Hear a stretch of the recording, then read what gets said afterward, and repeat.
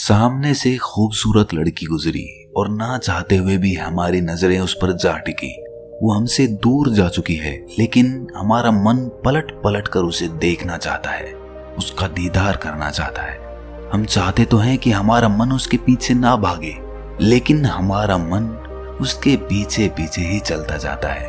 और इसके बाद हम कोई भी काम करते हैं तो वही ख्याल, उसी लड़की का चेहरा बार बार हमारी आंखों के सामने आ जाता है, जिससे हम काम में पूरा ध्यान नहीं लगा पाते।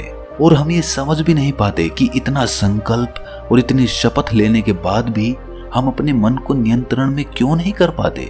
क्यों हमारा मन तरह तरह की वासनाओं के पीछे भागता रहता है। क्या इस मन को संतुलित किया जा सकता है? क्या ये पॉसिबल है? तो चलिए इस बोध कहानी से समझते हैं। इससे पहले आप इस कहानी में खो जाएं, इस चैनल को सब्सक्राइब जरूर कर लें। तो चलिए कहानी शुरू करते हैं। एक समय की बात है, एक गुरु का एक शिष्य था। वो शिष्य युवा था और उसकी उम्र 16 साल की थी।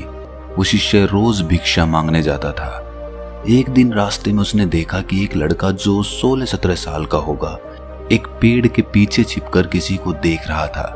वो शिष्य उस लड़के के पास गया और कहा कि मित्र, क्या देख रहे हो? उस लड़के ने कहा कि आओ तुम भी देखो, देखो परियां कैसे नदी किनारे खेल रही हैं। शिष्य ने नदी की ओर देखा। वहां पर कुछ लड़कियां नदी किनारे कपड़े धो रही थी। शिष्य ने कहा कि मित्र, लड़कियां कपड़े धो रही हैं तो इसमें छुपकर देखने जैसा क्या है? लड़के ने कहा, अरे तुम अंधे हो गए हो क्या? दिख नहीं रहा? जरा उनके शरीर को तो देखो, उनकी अदाओं को तो देखो, सुंदरता कैसे बिखरी पड़ी है। शिष्य ने फिर से नदी की ओर देखा और वो देखता ही चला गया। अभी तक वो बिल्कुल निर्भय था, उसके मन में कोई डर नहीं था, लेकिन अब वो भी छिपने लगा जैसे कोई अपराधी छिपता है। फिर अचानक वो अंदर तक कांप गया और उसने अपने आप से सवाल किया कि मैं ये क्या कर रहा हूँ? ये सही नहीं है, मुझे यहाँ से चले जाना चाहिए। और वो तुरंत ही वहां से चला गया।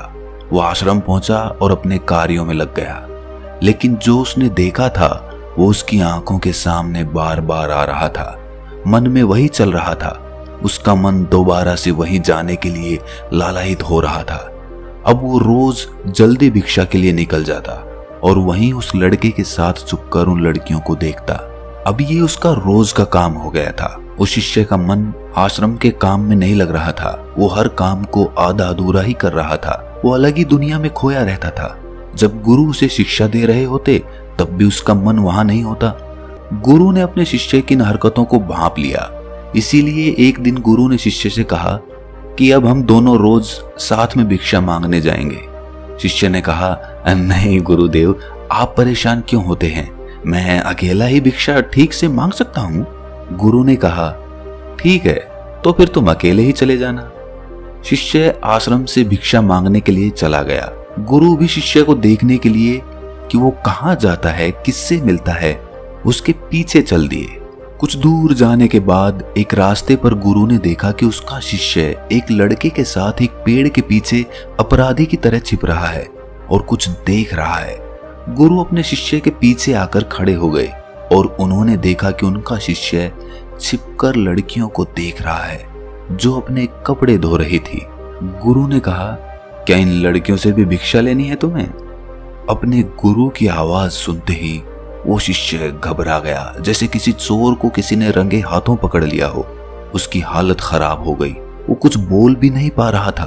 दूसरा लड़का वहां से भाग गया। शिष्य के मुख से कुछ टूटे फूटे शब्द ही निकल पा रहे थे बस।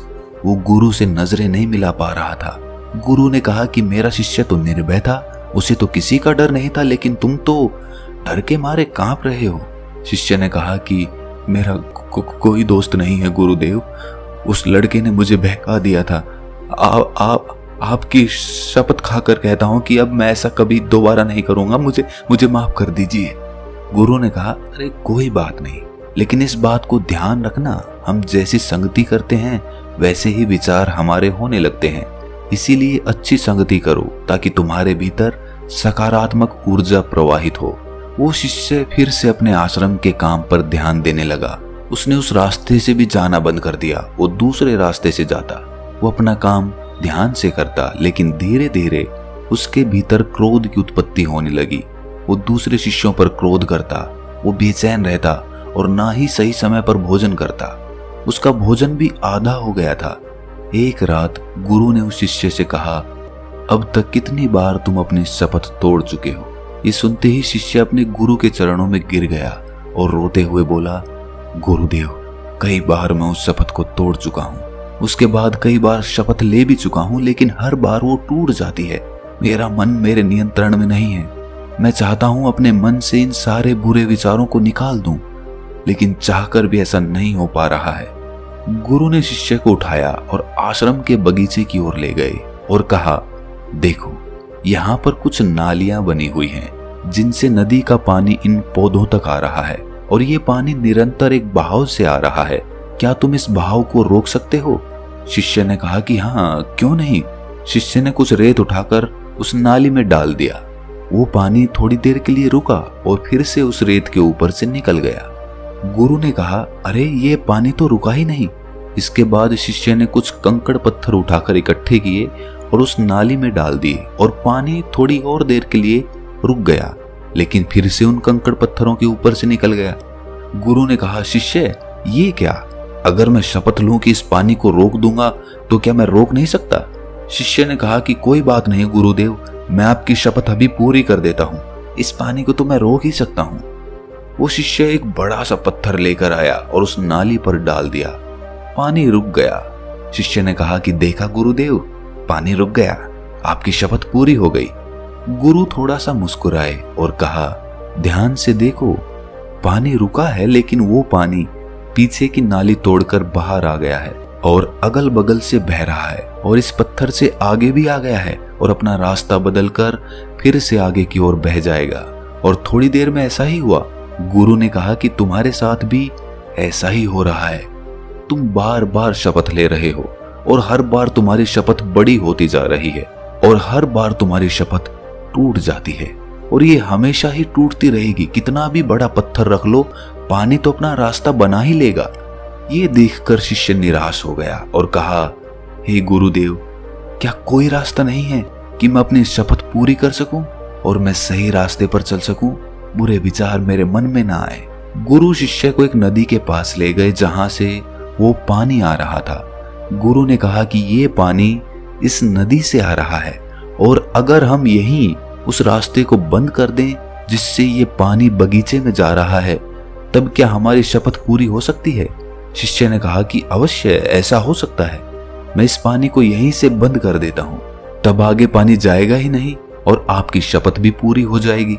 शिष्य ने नदी से निकलने वाले रास्ते को भरपूर मेहनत करके पत्थर डाल डालकर बंद कर दिया और कहा, लो गुरुदेव, हो गया, अब आगे पानी नहीं जाएगा। गुरु ने कहा कि शिष्य, अगर पानी आगे नहीं जाएगा तो उन पेड़ पौधों का क्या होगा जो बगीचे में लगे हैं? उन्हें तो पानी चाहिए और उनमें से कई तो ऐसे हैं जिन्हें रोज पानी चाहिए। वो तो मुरझाकर मर ही जाएंगे। उनका क्या होगा? पानी तो खोलना ही होगा। शिष्य ने वापस नदी से जाने वाले पानी के रास्ते को खोल दिया। गुरु ने कहा कि एक बात बताओ, अगर हम इस पानी को और अधिक खोल दें, दुगना या 4 गुना या 10 गुना, या पूरी नदी का पानी बगीचे की ओर मोड़ दें, तो क्या होगा? शिष्य ने कहा कि तब गुरुदेव, बगीचे में जितने पेड़ पौधे हैं सब नष्ट हो जाएंगे, वहां कुछ नहीं बचेगा। गुरु ने कहा, तो समझो इस बात को, हमें किसी चीज को रोकना नहीं है, हमें शपथ नहीं लेनी है, हमेशा संतुलन कायम करना है। ज्यादा पानी से भी पौधे नष्ट हो सकते हैं, कम पानी से भी पौधे नष्ट हो सकते हैं। जीवन पनपता है तो संतुलन से, और संतुलन से ही जीवन चलता है। तो संतुलन से मन को इस पानी की तरह नियंत्रित करने की आवश्यकता नहीं है, बल्कि मन की शक्ति को दिशा देने की आवश्यकता है। जिस तरह इस पानी से जीवन पनप सकता है और नष्ट भी हो सकता है, उसी तरह मन की शक्ति से हमारा निर्माण भी हो सकता है और हमारा पतन भी। शिष्य ने कहा, लेकिन गुरुदेव, हमारे मन में जो बुरे विचार आते हैं उन्हें मैं कैसे रोकूं? गुरु ने कहा कि रोकने की आवश्यकता नहीं है। जो भी विचार तुम्हारे भीतर हैं, तुम्हारे ही कारण हैं। उन कारणों पर चिंतन करो, और कहीं ऐसा तो नहीं है कि तुमने नदी का पूरा पानी अपने बगीचे में छोड़ दिया है। इसीलिए हर तरफ पानी ही पानी दिखाई देता है। कोई जीवन नहीं, कोई ऊर्जा नहीं, कोई पौधा नहीं, केवल पानी, काम वासना का पानी। शिष्य ने कहा कि गुरुदेव, आप सही कहते हैं। पहले मेरे जीवन में बहुत सी चीजें थी। मुझे कुछ बनना था, अपने बारे में जानना था, आध्यात्म की ओर बढ़ना था, लोगों की मदद करनी थी, लोगों को ज्ञान देना था। मैं कुछ अलग होना चाहता था, लेकिन मैं अपने मार्ग से भटक गया। अब मेरी सारी ऊर्जा केवल एक ही चीज पर केंद्रित हो गई है, वासना पर। मुझे जगाने के लिए आपका बहुत बहुत धन्यवाद। उस दिन वो शिष्य रात को बहुत चैन की नींद सोया। सुबह अपने कार्यों को पूरे मन से किया और उसी रास्ते से गया जहां वो लड़का उस पेड़ के पीछे आज भी छिपा हुआ था। वो उस नदी पर पहुंचा जहां पर वो लड़कियां कपड़े धो रही थी। उसने उन लड़कियों से पानी मांगा। उनमें से एक लड़की ने उसे पानी पिलाया और उस शिष्य के चरण स्पर्श किए। शिष्य ने हाथ ऊपर उठाया और कहा कि तुम्हारा कल्याण हो। शिष्य का मन जैसे सकारात्मक ऊर्जा से भर गया। उसके चेहरे पर मंद मंद मुस्कान आ गई, जैसे उसे कुछ खोया हुआ वापस मिल गया हो। वो वापस अपने रास्ते पर चल दिया, उसी निर्भीकता के साथ जैसे वो पहले जाता था। पीछे से वो लड़का उस शिष्य के पास आया और कहा कि क्या बात है, आज तो तुमने नजदीक से दर्शन कर लिए। तुम तो मुझसे भी आगे निकल गए। शिष्य ने कहा कि हम हमेशा दूसरों के दर्शन करने में व्यस्त रहते हैं, अपने दर्शन कर ही नहीं पाते। तुम कब तक यूं ही पेड़ों के पीछे छुपते रहोगे? किसी को पसंद कर लो, उससे बोल दो। अगर वो भी तुम्हें पसंद करे तो शादी कर लो, लेकिन इससे पहले कुछ बन जाओ, अपनी कोई पहचान बनाओ। यूं अपना समय और ऊर्जा नष्ट मत करो। वो लड़का रोज शिष्य से मिलने लगा। उस लड़के ने उस नदी किनारे जाना छोड़ दिया और वो अपने जीवन में कुछ बनने के लिए संघर्ष करने लगा।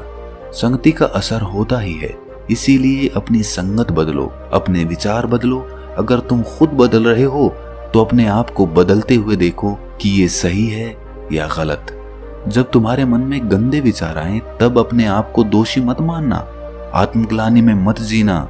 ये शरीर है और ये सब इसने हजारों वर्षों में सीखा है। एक केवल तुम्हारे संकल्प कर लेने से, शपथ ले लेने से ये टूटने वाला नहीं है, लेकिन तुम्हारे पास वो शक्ति है, वो ऊर्जा है जिसका सही और संतुलित उपयोग करने से तुम एक हरा भरा बगीचा तैयार कर सकते हो। तुम ये सोच भी नहीं सकते कि तुम क्या हो। तुम एक जीवित ऊर्जा हो जो कुछ भी अनुभव करने के लिए स्वतंत्र है, जो निर्माण करने के लिए स्वतंत्र है, जो कुछ भी हो जाने के लिए स्वतंत्र है। तुम कितने कीमती हो ये तुम खुद भी नहीं जानते, इसलिए जागृत हो जाओ, जाग जाओ, पहचानो। एक मशीन की तरह बनकर मत रह जाना। तो दोस्तों, कैसी लगी ये कहानी कमेंट सेक्शन में जरूर बताना, और अगर अच्छी लगी तो इस चैनल को सब्सक्राइब करना ना भूलना। तो मिलते हैं अगली कहानी में, तब तक के लिए अपना ख्याल रखें।